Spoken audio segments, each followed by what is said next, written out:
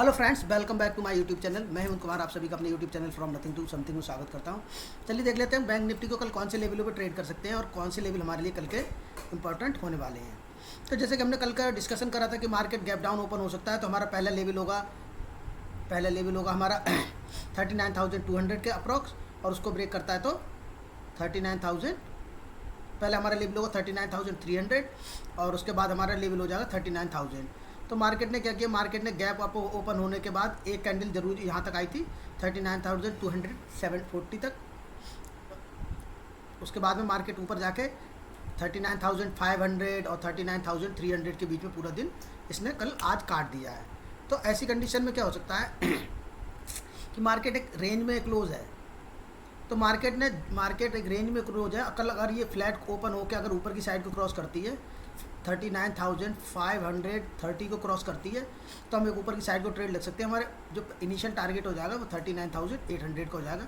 ये 300 पॉइंट के लिए कल सुबह एक बहुत अच्छी ट्रेड मिल सकती है अगर बैंक निफ्टी फ्लैट ओपन होकर इसको ब्रेक करता है। तो अब हम इसमें एक चीज़ देख लेते हैं कि SGX निफ्टी कहाँ चल रहा है। तो अगर आप SGX निफ्टी देखोगे तो SGX निफ्टी ने अपना एक जो हाई लगाया था 17,600 का हाई लगाने के बाद SGX निफ्टी अभी फिलहाल 17,652 पे आ रहा है, नीचे की साइड में आ रहा है। तो अभी SGX निफ्टी का कोई क्लियर अभी व्यू नहीं है हमारे पास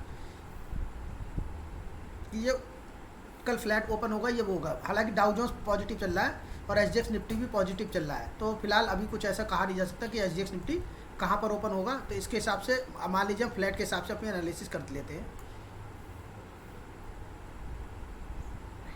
तो अगर SGX निफ्टी अगर मार्केट फ्लैट खुलता है और फ्लैट खुलने के बाद इस रेंज को ब्रेक करता है ऊपर की साइड को, तो हमारा पहला टारगेट होगा 39,800। और मार्केट अगर गैप डाउन खुलता है, गैप डाउन या फ्लैट खुल के 39,300 को नीचे की तरफ क्रॉस करता है, तो हमारा टारगेट होंगे 39,200 और 39,000 पहला टारगेट होगा 200 और 39,000 दूसरा टारगेट हमारे लिए कल के लिए हो सकता है। नीचे की साइड को मेरा व्यू केवल उसी कंडीशन में होगा जब मार्केट, मैंने कल आपको एक चीज़ बताई थी, एक सेकेंड, हाँ जी। तो मैंने आपको बताया था कि अगर मार्केट को आज बहुत ज़्यादा गिरना है तो मार्केट क्या करेगा, ओपन होने के साथ ही एक दो कैंडल नीचे की तरफ को बना देगा और उसके बाद में निचले लेवल पे कंसोलिडेशन करेगा, उसके बाद ब्रेकआउट देगा। तो मार्केट एक नीचे की तरफ को 700 से 800 पॉइंट का मूवमेंट दे सकता है। पर पहली 5 मिनट के बाद दूसरी ग्रीन कैंडल बनी, फिर 2 रेड कैंडल बनी, फिर मार्केट ग्रीन बना के ऊपर आ गया। इसका मतलब ये है कि मार्केट इस समय बहुत स्ट्रॉन्ग है, मार्केट गिरना नहीं चाह रहा है।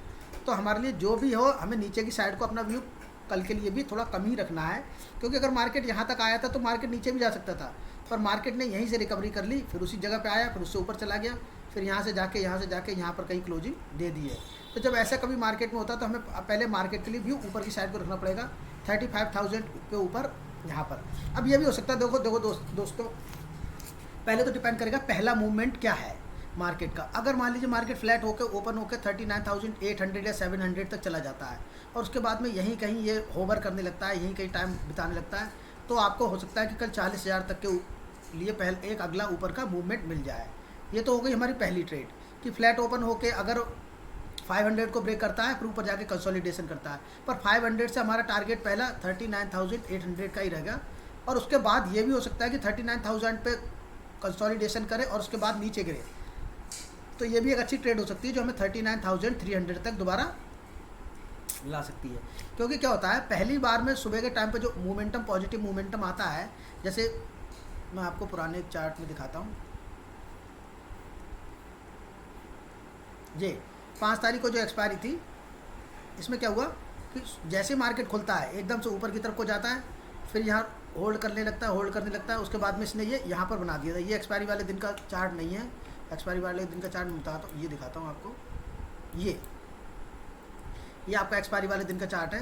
तो इसमें मार्केट ने क्या किया, इसमें बैंक निफ्टी ने क्या किया, बैंक निफ्टी खुलता है, इसने अपने 38,800 से सपोर्ट लेके ऊपर जाता है और फिर ऊपर जाके एक हाई लगाता है। हाई लगाने के बाद इस लेवल पे कंसोलिडेशन करता है, ऊपर को फॉल्स ब्रेकआउट देता है, उसके बाद में उसी ब्रेकआउट रेंज में दोबारा आता है, फिर नीचे आता है, फिर एक कंसोलिडेशन करके जब ब्रेक करता है तो 38,990 के लगभग आ जाता है। तो कल की अगर पहला जो मूवमेंट अगर ऊपर की साइड को कल को मिल जाए, समझे, तो दोस्तों इसमें दो चांसेस हैं। अगर मैं आपको बता देता हूँ, अगर पहला मूवमेंट ऊपर की साइड को आपको मिल जाता है, कल को पहला मूवमेंट ऊपर की साइड को मिल जाता है सुबह की सुबह, तो आपको उसके बाद कोई ट्रेड करनी नहीं है। उसके बाद आपको ट्रेड के लिए वेट करना है कि बैंक निफ्टी कब 12:30 बजे के लगभग, 12 साढ़े 12 बजे के लगभग क्या कर रहा है।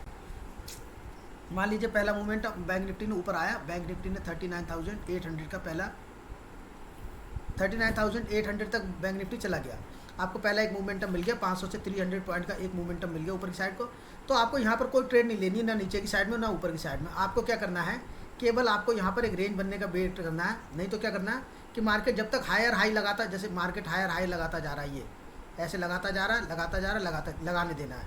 फिर जब मार्केट लोअर लो लगाना शुरू करे तब आपको यहाँ पर एक ट्रेड लेनी है और इसके ऊपर का स्टॉप लॉस लगा के आपको उस ट्रेड को स्टॉप लॉस या टारगेट के साथ होल्ड कर देना है। तो दोबारा से मार्केट आपको इन्हीं लेवलों पे आता हुआ दिखाई दे सकता है, 39,500, 39,300 और 39,200, क्योंकि ये जो ट्रेड मिलेगी लंच के बाद, अगर ये, क्योंकि इस समय इस लेवल पे, सब लेवल पे 39,800, 40,000 पे बहुत सारे सेलर बैठे हुए हैं। तो जिन लेवलों पे सेलर बैठे हैं तो वो लेवलों को, इनको लेवल को क्रॉस नहीं करने देंगे, तो मार्केट क्या नीचे की तरफ को गिरेगा। लेकिन अगर मार्केट ने बाई चांस इसको ऊपर की तरफ को क्रॉस कर दिया तो कल को आपको ऊपर की साइड को दूसरी ट्रेड भी ऊपर की साइड को मिल सकती है। तो अगर आप पहली ट्रेड को मिस भी कर देते हैं ऊपर की साइड की, तो और दूसरे बाद मिस भी कर देते हैं, तो आपको कोई ट्रेड नहीं लेनी है। आपको लगभग 12 to 12:30 तक वेट करना है, और उसको वेट करना है कि अगर कंसोलिडेशन हो रहा है या लोअर लो बनना है तो मार्केट किस साइड में जा रहा है। क्योंकि 800 के बाद अगर मार्केट के कोई रियल सपोर्ट है तो मार्केट के बाद वो रियल सपोर्ट यही है, ये वाली 39,560 की सपोर्ट, 560 की सपोर्ट है। तो यहाँ से लेकर 200 से 250 पॉइंट तो आपको इजीली मिलने ही वाले हैं। तो इसलिए इस ट्रेड को आपको, और हो सकता है यहाँ पर आने के बाद मार्केट थोड़ी देर कंसोलिडेशन करके फिर से नीचे गिरे, क्योंकि मार्केट कभी भी गिरता बहुत फास्ट है। ऊपर जाने में मार्केट भले ही टाइम लगा दे, पर मार्केट गिरता बहुत फास्ट है।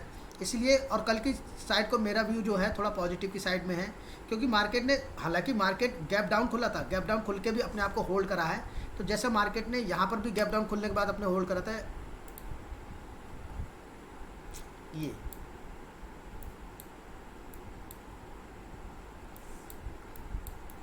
मार्केट ने गैप डाउन खुलने के बाद अपने आप को होल्ड करा था, गैप अप खुला था और सीधे ऊपर चला गया था। तो वैसे ही मार्केट एक बार यहाँ भी कर सकता है कि मार्केट ने गैप डाउन खुलने के बाद अपने आप को होल्ड करा है, या फ्लैट खुल के इसको ऊपर की साइड को ब्रेक कर दे। तो आपको जो मैं दो लेवल है वो बहुत इंपॉर्टेंट, जो लेवल है 560 के ऊपर, आपको हमें 560 के ऊपर आपको कॉल की पोजीशन बनानी है, और 800 आपका टारगेट होने वाला है। ऐसे नीचे की साइड में अगर आपको कोई ट्रेड लेनी है तो आप 39,300 के नीचे ले सकते हैं। पहला टारगेट होगा 39,200 और अगला टारगेट होगा 39,000। तो ये दो टारगेट होने वाले हैं। और वैसे भी मार्केट में इनिशियली, और हाँ, अगर मार्केट इस लेवल को क्रॉस करता है और क्रॉस करने के बाद तुरंत अंदर आ जाता है, तो आपको यहाँ पर देखना पड़ेगा कि मार्केट कैसे बिहेवियर कर रहा है। लोअर लो बना रहा है तो यहाँ पर आप पी ले सकते हैं। आपका ले पाएगा टारगेट 500 से लेकर 300 तक के लिए, ये आपको 200 रुपये का पहला, 200 पॉइंट का पहला मोमेंटम मिल सकता है। उसका रीज़न ये है कि अगर मार्केट को ऊपर नहीं जाना है, यहाँ से सेलर लाएंगे, तो आपको ये वाला मोमेंटम जो नीचे की साइड पर आने वाला है, इसको छोड़ना नहीं है। शुरुआत के समय में ये हो सकता है, और अगर आपको शुरुआत के समय का मोमेंटम समझ में नहीं आता तो आप ट्रेड को शुरुआत में होल्ड रख सकते हैं।